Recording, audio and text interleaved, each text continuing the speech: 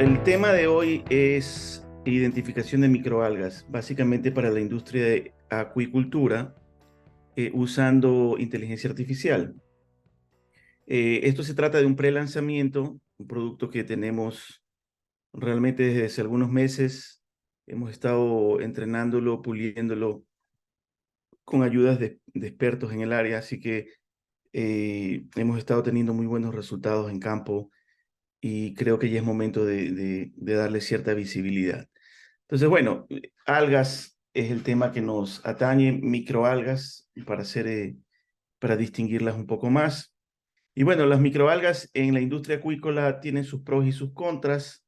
Sus pros, sin duda, son más que los contras, como la producción de alimentos para la especie misma que se está cultivando, el manejo del oxígeno, puesto que las algas producen oxígeno mientras hacen fotosíntesis, ¿no? Como una planta.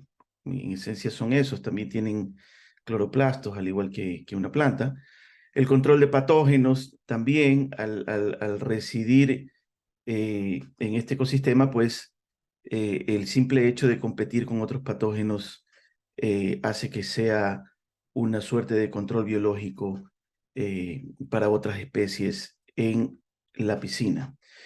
Los contras, bueno, muchas producen toxinas, algunas, y también así como producen oxígeno, por la noche respiran, por el día hacen fotosíntesis, por la noche respiran, es decir, que consumen también oxígeno. Tanto como producen en el día, en la noche lo consumen. Entonces, no puedo tener muchísimas algas, debo tener algas en equilibrio. Bueno, esto un poco solo de background, ¿no? Para estar todos en el mismo canal. Muchos de ustedes ya saben acerca de este tema, pero estoy tratando de llenar algún vacío por allí. Y bueno, esto es básicamente lo que sucede. Tenemos una figura, aquí tenemos un grupo, se ve, de microalgas que están recibiendo luz, entonces están consumiendo CO2 y esta molécula de O2 pues se libera y se puede decir que producen oxígeno, y este C pues se fija, es lo que se llama fijar carbono, y es decir que se transforma en tejidos, ¿no? La biomasa aumenta, es decir, producto de la fotosíntesis, ellas pueden crecer, y al crecer pues yo tengo, a- así como una ventaja, también tengo un potencial problema, pues toda esta biomasa de algas nuevas tratará de consumir en la noche, cuando no hay luz, el oxígeno. Esta es una figura que hice para otro webinar que dimos acerca de monitoreo de oxígeno, y digamos que esta línea en cero marca el límite o, o el borde superior del agua en una piscina, y vemos cómo a medida que la profundidad de la piscina aumenta, pues el oxígeno disminuye. El eje X es el oxígeno. Entonces veo como una cosa es tener una población de microalga controlada y otra cosa es tener mucha alga. Si tengo mucha alga, tendré más oxígeno en el día, probablemente, pero en la noche puedo bajar a límites críticos. Aquí está marcado en rojo. ¿Ok? Toxinas. Esto que está aquí lo encontré en la prensa haciendo la presentación de ayer, un caso real aquí en Ecuador. Eh, un brote de una microalga en específica produjo pérdidas millonarias en el sector camaronero. Esta alga ya está aquí, la chatonela.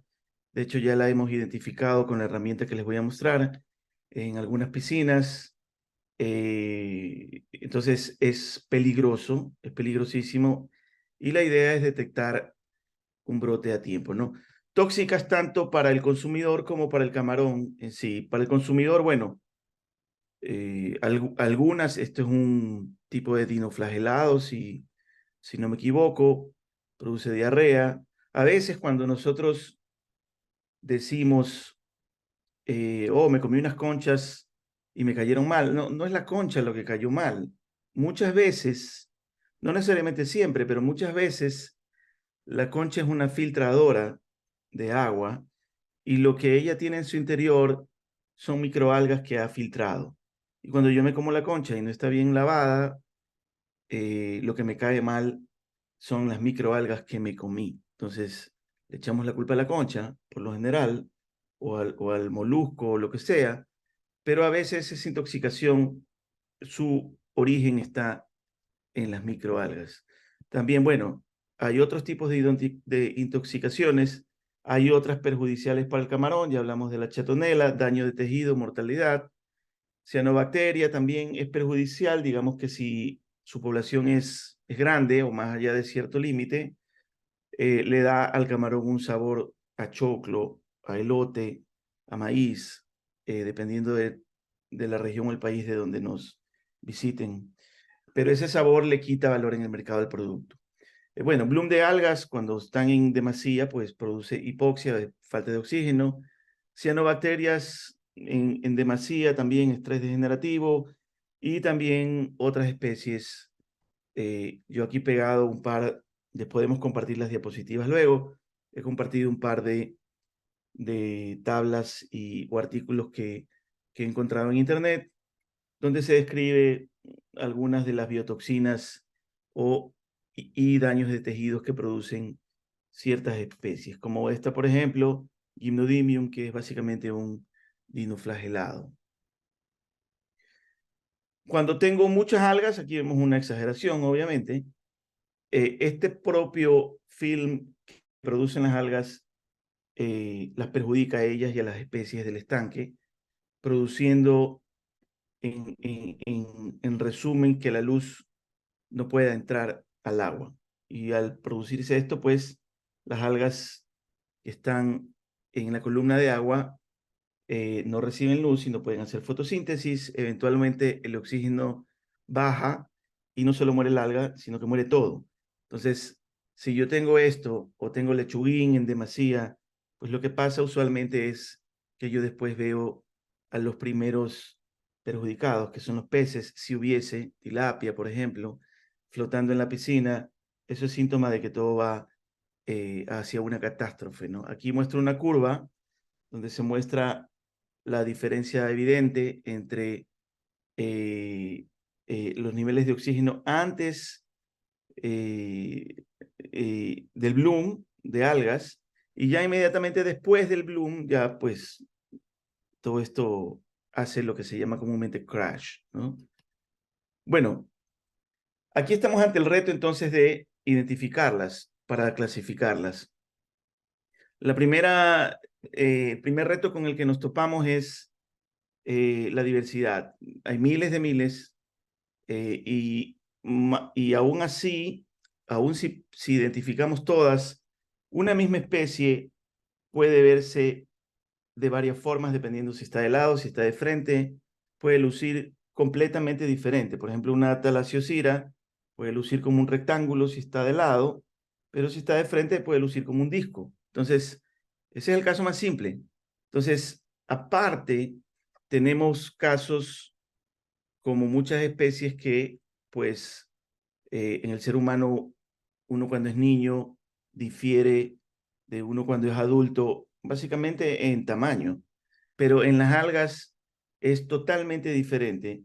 Hay algas como por ejemplo dinoflagelados que tienen una fase de enquistamiento y en esta fase lucen totalmente distintas a como lucen ya cuando están reproduciéndose. Entonces, el reto al identificarlas no solo es hacer que el algoritmo aprenda cómo luce, sino que hacer que el algoritmo aprenda cómo luce en sus diversas fases de crecimiento. Es un reto bastante grande.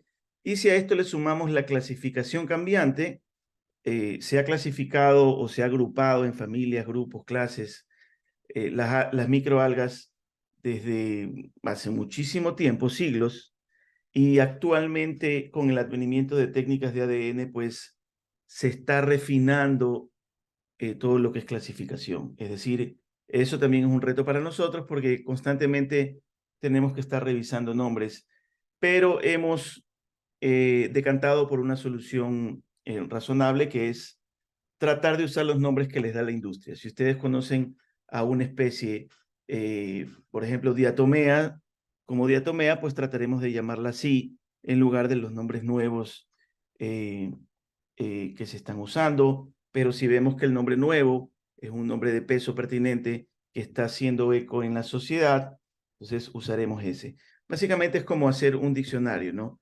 La Real Academia de la Lengua, en el caso de nuestro lenguaje, utiliza digamos que un compendio de nombres para palabras que se usan en la jerga común, pero si hay una palabra nueva que está tomando popularidad, eventualmente se incluye en el diccionario y eventualmente digamos que es una palabra, entre comillas, formal, aprobada, ¿no?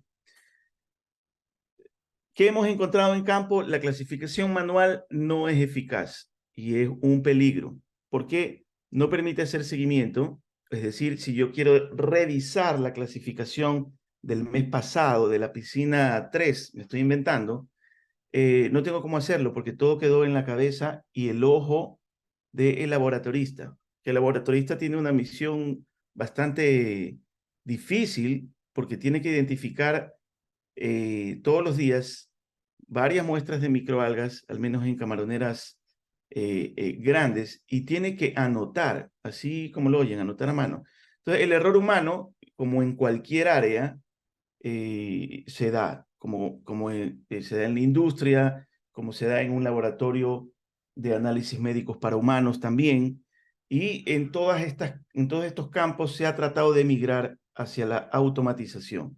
Cuando uno va a un laboratorio médico, pues le sacan a uno sangre y hasta ahí terminó el proceso manual.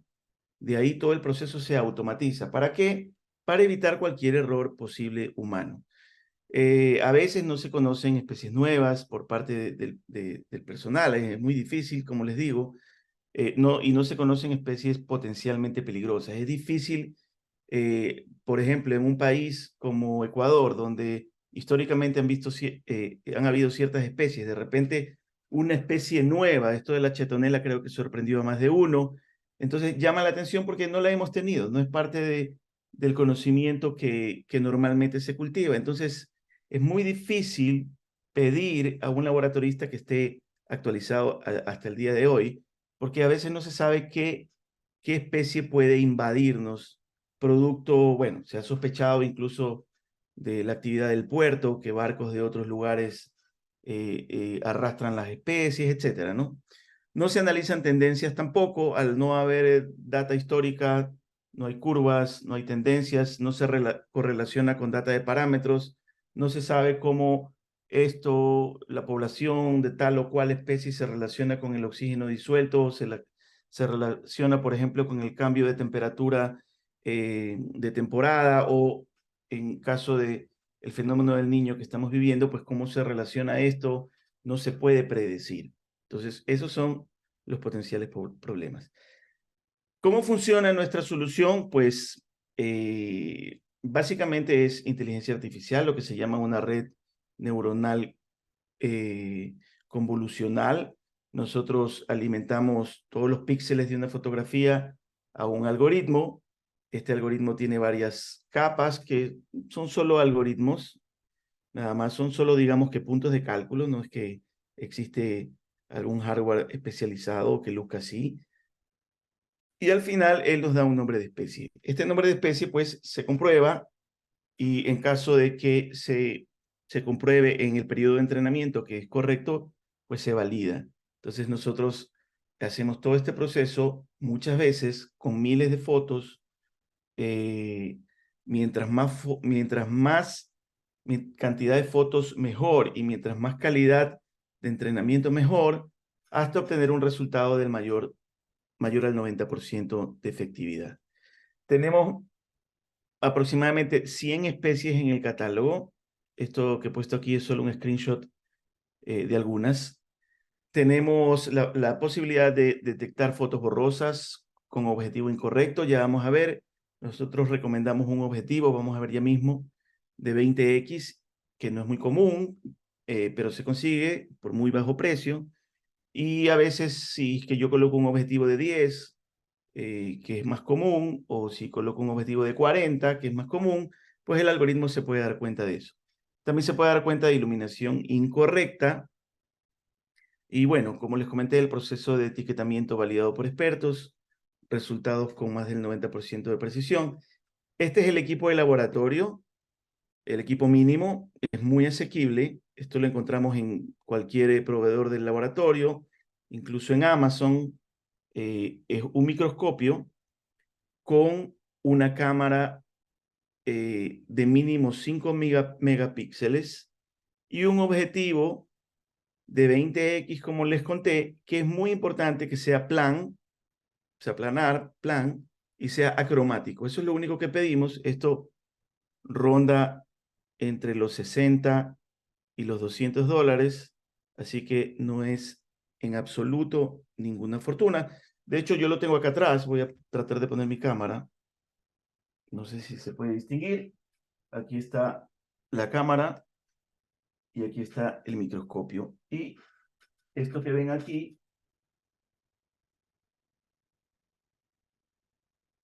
es, bueno, no creo que se vea hasta allá, es un objetivo planar acromático de 20x. ¿Ok? Continuando, eh, vamos a mostrar entonces cómo se ve un típico reporte. Disculpen que vaya un poco rápido. Estoy tratando de encajar en 30 minutos para darle paso a preguntas. Si no, a veces nos quedamos sin tiempo a preguntas. Y bueno, esto es un típico reporte luego de subir fotografías. Yo con el microscopio tomo las fotografías y las subo. Yo, por ejemplo, aquí puedo subir fotografías. Puedo asociar esto con una piscina, ¿ok?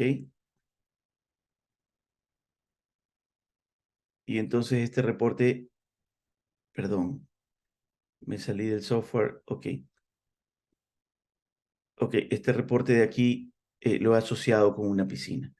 El detalle, si yo quiero ver el pozo sobre el pie, yo puedo ver que hay cuál es la distribución o la clasificación, que es lo que yo quiero, ¿no? Yo veo que, por ejemplo, en esta piscina hay un 40%, 40.9% de clorofitas, que es algo probablemente deseado, y estas son diatomeas, cianobacterias 30%, está un poquito alto, y otras cosas más. ¿Okay? Si yo quiero ver detalle, pues le doy clic a detalle y ya puedo ver incluso las fotos de las especies encerradas en cuadritos. Por ejemplo, aquí dice que este cuadrito 3 es una diatomea. ¿Ok? Y así, ¿no? ¿Verdad? Entonces, eso es lo que yo consigo luego de que el algoritmo cuente básicamente qué hay en esta muestra, ¿no? Entonces, bueno, eso para mostrarles un poco en qué consiste la herramienta. Me gustaría dar paso a preguntas. Si alguien tiene alguna duda, pregunta. El reporte básicamente cuenta un número de fotos, que en este caso se han subido 12, y este es el resultado más importante. Este gráfico de Pi es el resultado más importante. Si yo tuviera dinoflagelados 40%, pues me comienzo a preocupar y bastante. Y hemos visto casos así, hemos visto casos dinoflagelados 50-60%, y ha habido una infestación y pues se han tomado medidas correctivas, ¿no? Entonces, bueno, me gustaría dar paso a alguna pregunta si alguien tiene. Tenemos una pregunta de Juan de la Fuente. ¿La toma de muestras se realiza manual para posteriormente subirlas a la plataforma? Sí, así es.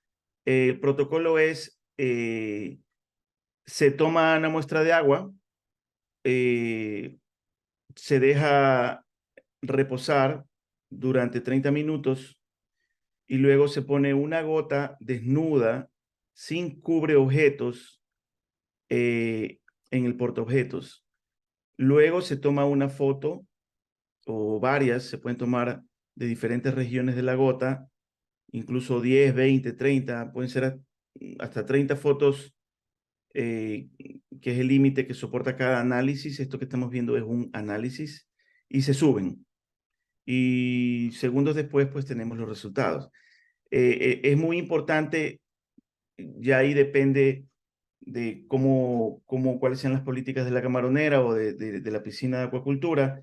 Es muy importante estandarizar el lugar de toma de muestras y la altura de la columna de agua donde se toman las muestras, ¿no? Es muy diferente tomarla muy, muy en la superficie que tomarla muy, muy en el fondo. En el fondo probablemente no hay mucha alga, pero sí vamos a encontrar, por ejemplo, quistes de dinoflagelados, etcétera, ¿no? Y en la columna de agua, en la parte superior, pues estarán en el día al menos las algas que están tratando de hacer fotosíntesis, en su mayoría clorofitas, diatomeas, etcétera, cianobacterias también. Pero nosotros solemos tomar a 80 centímetros, 70 centímetros, 60 o 50 inclusive, la muestra de agua que luego va al laboratorio y se deja reposar, con el objetivo que decante un poco, ¿no? Y luego con una pipeta se toma una muestra del fondo del vaso y se coloca en el portaobjetos. Repito, sin cubreobjetos, muestra desnuda totalmente, es lo que necesitamos para el análisis. Vi que alguien tiene otra pregunta. Hola Julie. Julie nos pregunta, ¿se usa un preservante para la muestra? No, no se usa ningún preservante. Yo sé que muchos están acostumbrados a usar Lugol, pero no, no se usa ningún preservante porque el hecho de añadir Lugol, es muy buena la pregunta, el hecho de añadir Lugol tiñe la muestra y al teñirla se pierde efectividad en la identificación. Muchas especies que tienen colores diferentes, luego del Lugol, pues terminan teniendo el mismo color pardo. Entonces, la recomendación es no. O sea, mejor dicho, necesitamos que sea una muestra desnuda sin Lugol. No estamos en el procedimiento normal, sino que recuerden, estamos tratando de que un algoritmo, en base a una imagen fotográfica microscópica, pueda identificar. Entonces, el Lugol también se usa, pues, digamos que para aturdir o matar el alga, pero desgraciadamente le cambia la coloración. ¿Ok? El alga se queda quietita con el Lugol, pero le daña la coloración necesaria para identificar. Espero que eso haya respondido la pregunta. Diego Pinto nos pregunta, ¿su algoritmo es propio o usan uno general de reconocimiento? Los algoritmos de inteligencia artificial o los modelos ya están, nosotros usamos CNN, que es redes neuronales convolucionales, y ya están como que estandarizados, ¿no? Sí, usamos nuestro propio sistema. Esta interfaz que ves, por ejemplo, si yo doy clic aquí, puedo ver el oxígeno de una piscina, se correlaciona con las algas, puedo hacer zoom, etcétera. Sí, es propio, pero la parte de inteligencia artificial también es propia, pero tengo que destacar eso, ¿no? Las herramientas y los modelos están disponibles. Por ejemplo, Google mismo adquirió y ahora promociona un framework muy usado para inteligencia artificial.